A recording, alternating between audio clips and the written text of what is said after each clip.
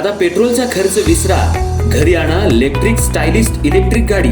100% भारतीय बनावटीची electrics EV electric गाडी आता उपलब्ध। 5 वर्षांची वॉरंटी, आकर्षक कलर्स आणि स्पोर्ट्स डिझाइन। एकदा चार्ज करा आणि 100 ते 140 किलोमीटर पर्यंत रेंज। अत्याधुनिक सर्व्हिस सुविधा, लोन सुविधा सुद्धा उपलब्ध। आजच भेट द्या साई मोटर्स, किसान चौक, इचलकरंजी। संपर्क 93 73 27 57 52 किंवा 0230 299 77 66। नो पेट्रोल नो टेन्शन, इलेक्ट्रिकचा स्मार्ट पर्याय।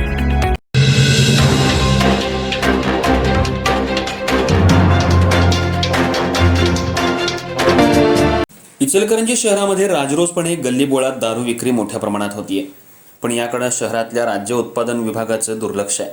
इचलकरंजी शहरामध्ये गेल्या काही वर्षांपासून राज्य उत्पादन शुल्कचे स्वतंत्र पोलीस असताना सुद्धा काही वर्षांपासून पोलिसांची कारवाई नाही।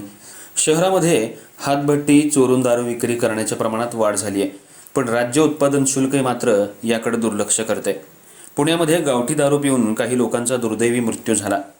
पुण्यात कारवाई झाली, पण इचलकरंजी शहरामध्ये मोठ्या प्रमाणात हातभट्टीचे अड्डे असताना सुद्धा राज्य उत्पादन शुल्कचे पोलीस का कारवाई करत नाहीत असा सवाल सध्या निर्माण झालाय।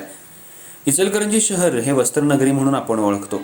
शहरात यंत्रमाग मोठ्या प्रमाणात आहे, कामगार संख्याही मोठी आहे। यंत्रमागावर आणि सायझिंग प्रोसेसवर कापडाच्या गाठी उचलणे हमाल कामगार 12-12 तास 24-24 तास काम करत असतात, त्यामुळे त्यांना व्यसन असतं। शहरामध्ये देशी विदेशी हातभट्टी दारूची मोठ्या प्रमाणात चोरून विक्री केली जाते, त्यामुळे ज्या ठिकाणी स्वस्तात दारू मिळेल त्या ठिकाणी कामगार जाऊन दारू पितात आणि चोरून दारू विक्री करणाऱ्यांची शहरामध्ये मोठ्या प्रमाणात अड्डे आहेत। इचलकरंजी शहरात राज्य उत्पादन शुल्कचे स्वतंत्र खाते आहे, पण गेल्या काही वर्षांपासून राज्य उत्पादन शुल्कच्या पथकानं किंवा अधिकाऱ्यानं कोणत्याही बेकायदेशीर दारू अड्ड्यावर कारवाई केली नाही। इचलकरंजी शहरात राज्य उत्पादन शुल्कचं खातं आहे की नाही असा सवाल सध्या निर्माण झालाय। कोल्हापूर शहरात राज्य उत्पादन शुल्कच्या वरिष्ठ अधिकाऱ्याकडून गोवा बनावटीची दारू विक्री आणि वाहतूक करणाऱ्यांवर कारवाई केली जाते, पण इचलकरंजी शहरातील राज्य उत्पादन शुल्कचे पोलीस का कारवाई करत नाहीत? शहरामध्ये राजरोसपणे गोवा बनावटीची दारू, हातभट्टी दारू मोठ्या प्रमाणात खुलेआमपणे विक्री केली जाते। याकडे राज्य उत्पादन शुल्कचे अधिकारी आणि कर्मचारी दुर्लक्ष करतात। फक्त स्थानिक पोलिसांनी कारवाई करायची का? आणि त्यांनीच कारवाई करून आरोपींना ताब्यात घेऊन त्यांच्यावर गुन्हे दाखल करायचे का? राज्य उत्पादन शुल्क हे स्वतंत्र पोलिसांचं खातं आहे। यांना फक्त बेकायदेशीर दारू विक्री करणाऱ्यांवर कारवाई करण्यासाठी स्थापन केले, पण इचलकरंजी शहरामध्ये राज्य उत्पादन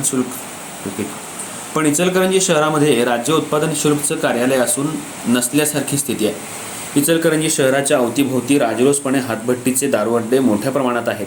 दारू तयार करणे आणि विक्री करणारे मोठ्या प्रमाणात आहेत, पण राज्य उत्पादन शुल्कचे अधिकारी मात्र याकडे कानाडोळा करतायत। 2 दिवसांपूर्वीच पुणे इथं हातभट्टीची दारू पिऊन 5 लोकांनी आपला जीव गमावला। त्यानंतर राज्यातील पोलीस आणि राज्य उत्पादन शुल्क अधिकारी अशा बेकायदेशीर विक्री करणाऱ्यांवर कारवाई करून त्यांच्यावर गुन्हे दाखल करण्यात आले।